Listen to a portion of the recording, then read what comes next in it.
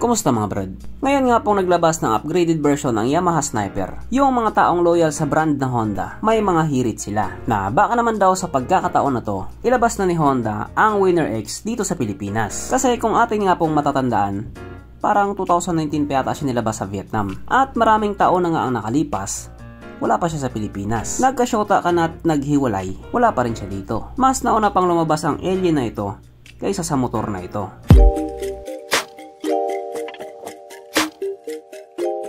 Pero syempre bago tayo magpatuloy, kung bago ka pa lamang napadpad dito sa aking walang kwentang channel, huwag ka na mo-subscribe. Dito nga po sa Pilipinas at pati na rin sa buong mundo, Honda at Yamaha talaga ang brand na nangunguna. Kapag may nilabas si Honda, may ilalabas din si Yamaha. Kapag may nilabas si Yamaha, may ilalabas din si Honda. Ganon ka-competitive yung dalawang higanting brand na yan. Pero sabi naman ni Rusi, basic.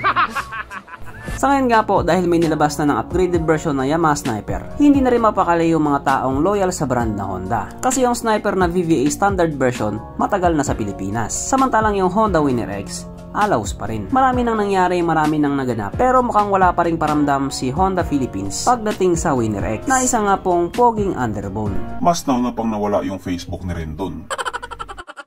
Sa ngayon nga po, tumitindi na talaga ang labanan. Dito nga po sa brand na Honda, may ilalabas na naman sila. Na sinasabi nga po ng mga tao, yung bagong Honda Beat daw. Pero kahit nga po ito yung motor na ilalabas nila, kung makikita nyo nga po yung comments ng mga tao, Honda Winner X talaga yung hinahanap nila. Isang patunay na sabik na mga tao sa motor na ito. Sinabayan pa ng bagong Sniper, kaya yung mga tao mas lalong nanggigil. Kaya dahil dyan, pag-usapan na naman po natin kung ano bang meron sa motor na ito at kung gaano nga ba talaga siya kaganda. So ito nga po ang Honda Winner X150 na mayroong 149.2 cubic centimeter engine displacement, 4-stroke single cylinder, dual overhead cam with 4 bulbs. Yes po, unlike nga po doon sa Yamaha Sniper, dual overhead cam po itong Winner X. Pero kung walang pambili, wag na mag-complain. Fuel injected at syempre, ito po ay naka-liquid cooled.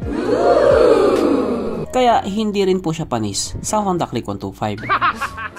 Ang kanyang compression ratio 11.3:1. Pagdating naman po sa kanyang power, ito po mayroong 15.4 horsepower at 9,000 RPM, 13.2 Nm of torque at 6,500 RPM. Na ayon nga po sa mga taong nakagamit sa motor na ito daw po ay kayang tumakbo sa bilis ng 143 km/h. Pero kung dinala lang sana sa Pilipinas yan, panigurado aabot ng 180 kph yan. Syempre, ibang usapan na kapag Pinoy na nakasampa.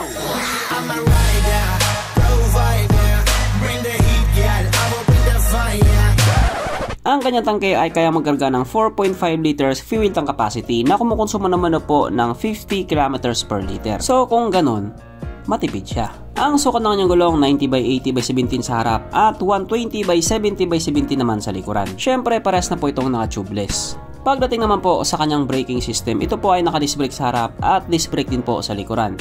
Katulad din po doon sa Yamaha Sniper, naka-ABS na din po ito.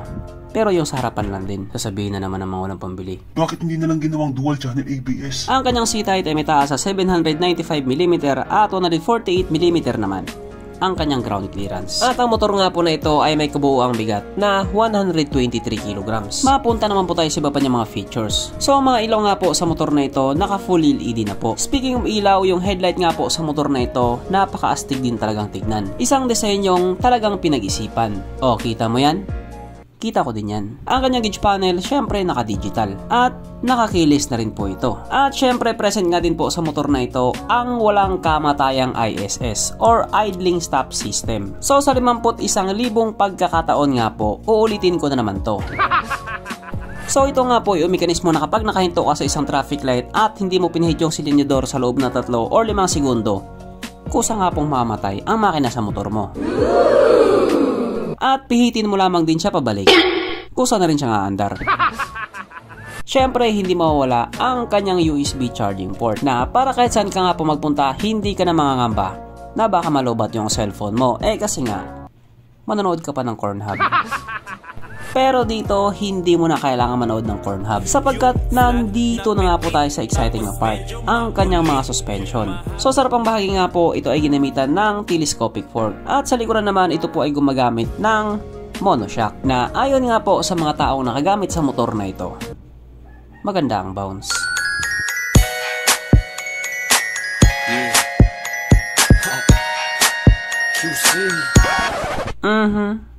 Panigurado. Wala na namang nalungkot.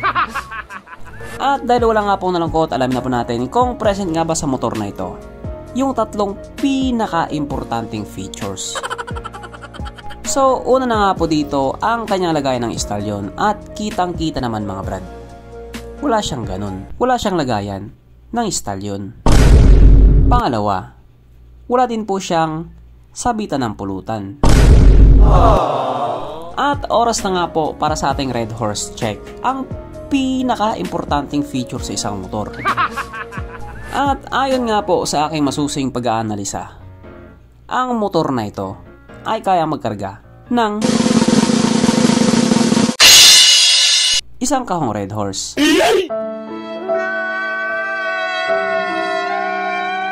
So therefore ang motor na ito ay hindi pala recommended.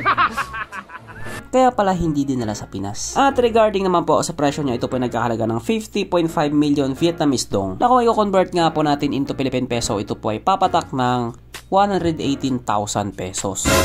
Syempre yan lang naman po ay presyo sa Vietnam. Kung sakaling maisipan nilang dalhin yan sa Pilipinas, panigurado magbabago din ang presyo niyan. Baka mas mahal pa. Kaya doon sa mga taong matagal na nag-aantay sa motor na ito, kalampagin nyo lang ng kalampagin si Honda. Panigurado makikinig din yan sila. So hanggang dito na lang muna mga brad, kung may gustong sabihin or gustong idagdag doon sa mga sinabi ko, mag-comment ka na lamang sa baba. At hindi magtatapos ang video na ito na hindi sumisigaw ang nag-iisang hari ng shoutout. At alam nyo na kung sino yun.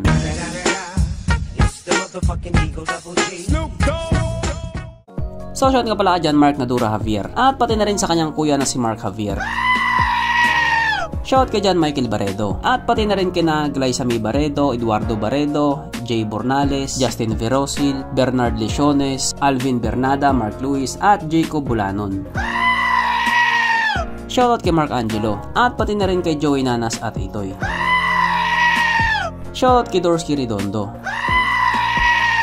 So hanggang dito na lang muna mga brad, at muli, ride safe, stay at home at stay safe, at syempre, stay alive, bye.